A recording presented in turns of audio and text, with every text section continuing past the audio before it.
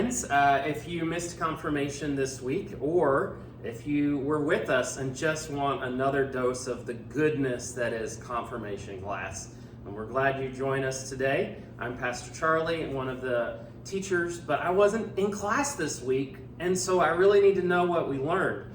And so I'm really excited to introduce to you Pastor Jamison Doring. Jamison is the executive pastor on staff here at University, and he was our guest teacher this week as we learned a little bit more about who Jesus is and why Jesus matters to Christians. So some of our conversations this week were around Jesus being both fully human and fully God, and that's a pretty big concept. It is. And then Jamison especially talked a lot about how Jesus' life and death and resurrection brings salvation to us as Christians. And so I've asked Jamison to come and kind of just recap with us what he taught in class this week. I was sitting in a church history class where my professor asked a question I couldn't believe I had never really thought about. The question was simple. How does the cross work? This thing. How does the cross work? Now, I think for a lot of you think, well, I know that it matters. Yeah. I know probably as a Christian that Jesus died for me and that has some positive benefit. It has to do with my relationship with God. But as the professor said, how does it actually, how it works? And that's really how I want to set the stage about atonement, or this idea that we will become one with God. Literally kind of the exact definition of atonement at one meant. That's right, literally becoming one again. And so the Bible is a story of kind of God's people getting back to being the people that God always created them to be. But we need a lot of help. And this is where Jesus steps in to help us overcome some of those things that we can't overcome on our own. They came up with several ways to talk about what Christ actually did on the cross. And these are called atonement theories, or theories of how we become one again with God. Jesus, or God, was going to be Christ the victor, literally winning a huge battle. And what I like to imagine it was something like this. The forces of darkness have dragons. Whoa. Maybe lots of dragons.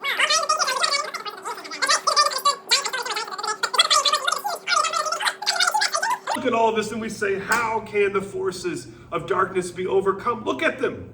They're so powerful. Let's say there's a lone figure. Oh, tiny dude.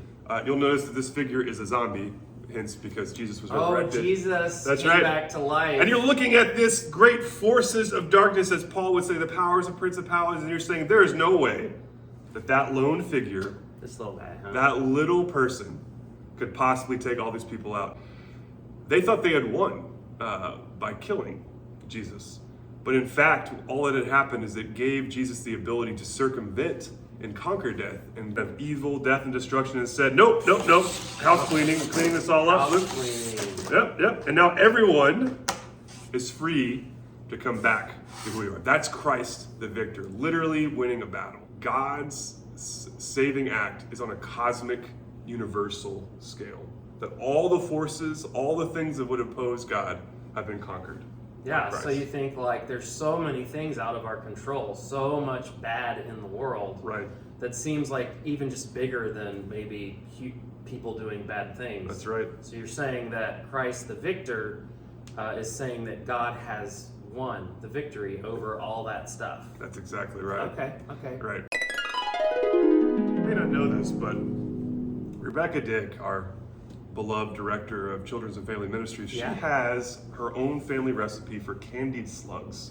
Candied slugs. Yes, I don't know if they're actual slugs, I don't know, but she told me that I had to eat this because she didn't want it to go to waste, and I said that I would, and I'm going to feel guilty if it's not eaten, but I really don't want to eat it myself. Is there any way that you would substitute? Oh, look at that. Maybe describe what it feels like and just... Okay, well, it's squishy. It is very slimy and wet. Yes. It's cold. You can feel like maybe some guts or something inside there. Oh, it's very pickled. That's right. Yeah. Candied. Pickled and candied slug. Why don't you take a big bite of that, Pastor Charlie? Okay.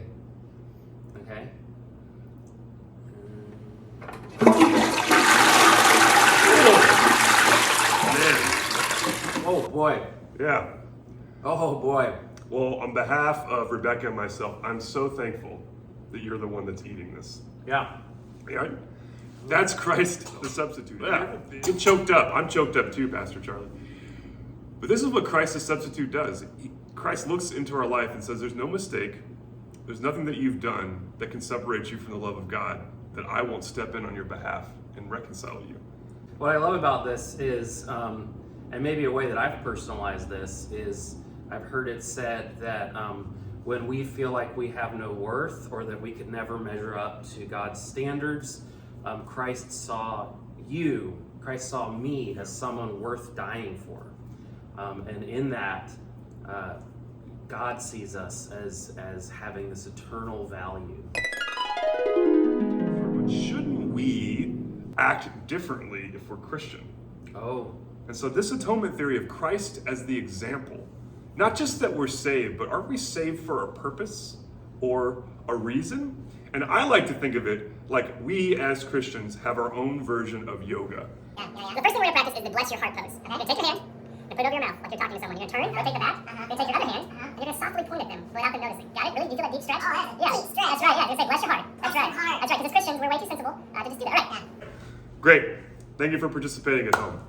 You may think that's a little silly, but the idea for Christ's example is if we are really going to follow after Christ, our actions and behavior should look different than they did before. We can't be different people if the way that we talk to others, the way we act towards others, the way we think about others doesn't change from that. Now, at its best, what Christ's example shows us is we can't be transformed without acting transformed, because those things go hand in hand. To truly fall in love with God, to truly grow back towards God, is to act more like the character of God. So as you've seen, the church has been talking a lot about atonement theory. I hope that through some of these examples, you found ways to perhaps connect with your faith and to know that it's okay to have questions. Questions are great, and how we learn together. Awesome. Thank you, Jamison. Now what we'd love for you to do at home is talk with your parents or your mentor about your understanding of what Jamison just shared with us. Christ the victor, Christ the substitute, Christ the example.